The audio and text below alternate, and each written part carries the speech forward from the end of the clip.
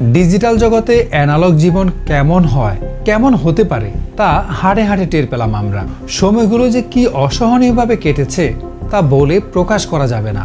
Mobile, internet প্রযুক্তি, বিজ্ঞান এসব ছাড়া ব্যক্তি, সমাজ, রাষ্ট্র কিংবা বর্তমান বিশ্ব কতটা অসহায়, দুর্বল তা আমরা হাতে কলমে শিখেছি।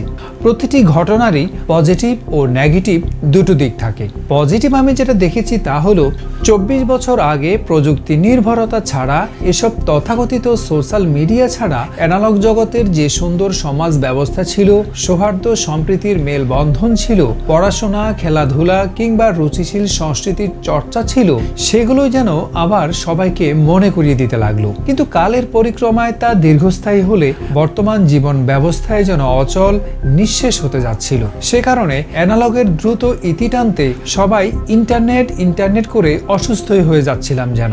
ইন্টারনেটে কারো পেশা, কারো নেশা। যাদের পেশা তাদের চাইতে যেন নেশাওয়ালারাই বেশি আক্রান্ত হয়েছে। যা যায় অবস্থা।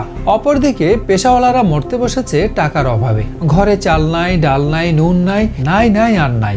অবশেষে ফিরে এলো ইন্টারনেট। হাজারো প্রযুক্তির মাঝে এই ইন্টারনেট প্রযুক্তি চোখে আঙ্গুল দিয়ে দেখিয়ে দিল এই যুগে ইন্টারনেট ছাড়া মানব জাতি কতটা অসহায়।